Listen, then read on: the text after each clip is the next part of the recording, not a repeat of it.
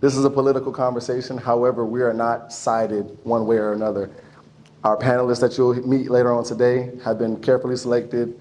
We're not pushing to either side. We're trying to understand how we feel and, some of the concerns that we face in this upcoming election and clear a lot of the misconceptions about the election process in general. So I think it's going to be a really great conversation. I really appreciate you all's involvement. Gotta say a couple things, hey. I gotta say a couple things about it. Gotta say a couple things, hey. I gotta say a couple things about it. Yeah, check it. Like that. First and foremost, my name is Oz Ely, CEO and founder of Village Vibes. Like I said, been rocking this thing from the apartments to the venue spaces, so we want to continue to grow. For all my new people here, I like to summarize Village Vibes using the 3 C's, okay? Consume, connect, and celebrate. So we're always gonna be consuming food. Gio is in the back cooking up a fire meal. We got some Rasta pasta, some lamb chops. So yeah, y'all gonna eat good. We always eat good here. But we also consume knowledge through conversations from politics, culture, love, relationships, everything in between. But just showing the duality of our people, the fact that we can turn up, have fun, but also have some real conversations and talk about the things that pertain to us, you feel me? The next C is gonna be connect. We always do some connecting, networking. We usually have vendors, but again, with this conversation, we wanted a more small, intimate crowd. But we do have a section called Tapping In. So at the end of the conversation, if you guys have any businesses, brands, if you're creative that you wanna share, we allow you guys that space to give your quick elevator pitch, to just talk to the people, grow your crowd, grow your clientele. And the last C is celebrate. Y'all know us, man. We got food, drinks, games, vibes. We're gonna play an Oxide game at the end of this, so get y'all vocals ready, you know what I'm saying? We're gonna be fun, we're gonna have a good time. But like I said, we have duality. Amongst it, we can talk about some real stuff, but we're gonna have fun too. What's going on, y'all? My name is Mike. Quick background on me. I'm from Jacksonville, Florida. I work in tech. I'm a network security engineer. I just moved to Charlotte. I've been here 2 years now. Just 2 years now.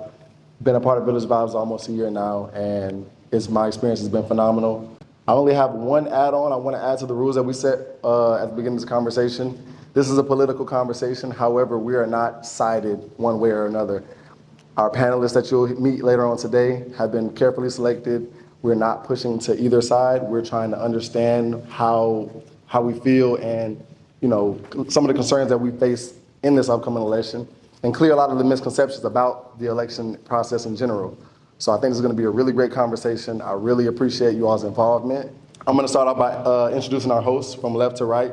We have Evan, Whitney, and Trey, Lewis Zander. Start off with the first question around why is it important to vote? Based on a study that was done at University of California, we are seeing an increased number of voters in the Gen Z millennial age group. However, in our culture, in the Black culture, a lot of us are shying away from the idea of voting. Me personally, it has been, for lack of better words, a shit show in terms of how the media has been portraying these candidates. It's been a lot of drama, it's been a lot of theatrics. So I wanted to ask the panelists, and I'm gonna start with the panelists and I'll push out to you all on the importance of voting. Why do you think we should vote? Or why do you think, no, I'm sorry, the question is, why aren't people voting if they are? If they're not. There you go. Good afternoon, everybody. Introduce myself again. I'm Lewis Zanders, but you can call me Trey. This question came easy to me because I feel like a lot of people have the same answer when I ask, why didn't you vote? Well, I don't think my vote matters, right? And so when we have 100 people who believe that they don't think their vote matters, then that adds up. Right. Another reason I would say people don't vote is because their family did not vote. Their father did not vote. Their mother did not vote. If you know this, you know this. If you don't, you don't. But it was a part of the government's plan to incarcerate Black people so they did not have the opportunity to vote. My great-great-grandfather went to vote. I can tell you how old he was, but my great-grandmother was born in 1927. Her father went to vote, and he went to the polls, voted. When he left the polls, a group of white men said, hey, next time we catch you here, we're gonna kill you, right? He walked away and said, well, next time you're just gonna have to kill me then, right? And so I feel like people have died, people have lost their lives for us to vote. And it's very disrespectful to not go vote when they died for this opportunity, right? And so I'm gonna leave it with that. When employers here look at the state of North Carolina, or specifically Charlotte, they're looking at infrastructure. What type of quality of life will my employee have? What can I transport my goods in the city and around the state? Also, things like housing. We're talking about a housing shortage here, and that's a big crisis, especially among young people. I know for me specifically, I pay almost $1,500 a month in rent. That's terrible. So, look, if we do not sit here, if we continue to sit on the sidelines, specifically young people and people of color as well, and we'll get into the details of that later, but we will never have the change that we want. Because we have too few choices. If people are choosing not to vote, it's because they feel like they're not going to get any real say in who's going to be, the next mayor or the next county commissioner or the next president. And part of that is it's built into the system, and we are forced to pick between two candidates on a day-to-day basis that we may not agree with everything they stand for, but we have to draw the line somewhere. So when I tell you that people are opting out of voting, they're only opting out of voting because they're upset with the choices they already have, whether that's at a state level or presidential or so on. I appreciate that. I'd love to hear some examples of different policies and reform that previous presidents have done in recent years that have affected our day-to-day lives, because I've literally been told don't worry about the presidential election, that doesn't matter, that doesn't affect us, just vote for the mayor and the governor. Effect on that you can pinpoint tangibly. Raise your hand if you're military, prior military, any kind of service of that sort. All right, the president is the commander-in-chief of the military. If you're in the military, they always say we don't speak bad on the president because that's our boss, right? So if you keep up with wars, you keep up with what's going on overseas, the president and their policies and their views on life will command your loved ones in the military. Right, so if you look at Trump's plan, he wants to pretty much, make America great again pretty much means make America the biggest bully in the world, right? So he wants to modernize the military, send billions of dollars to the military to send your loved ones out to spread democracy, right? When I say spread democracy, that pretty much means take what we want in the name of democracy.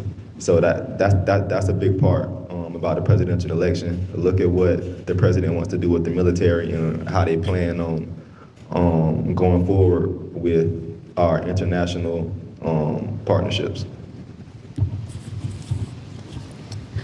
What I would say about the president, technically you're a little bit right in the aspect, yes, local has more impact on the day-to-day, but president has an impact not just locally, nationally, and internationally.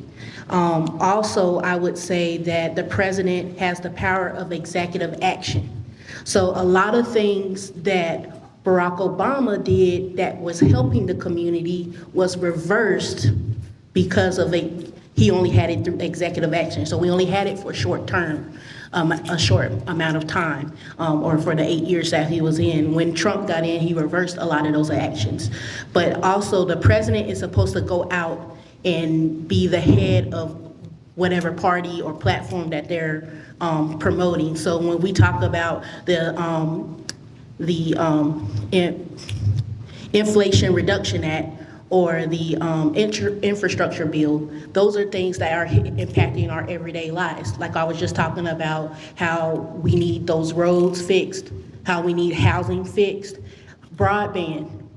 COVID really showed that broadband and internet in rural areas, specifically North Carolina, South Carolina, the South, let's just be real, a lot of our kids didn't have access to it, a lot, and they fell behind. That means our test scores are down, their education is down, they're trying to catch back up.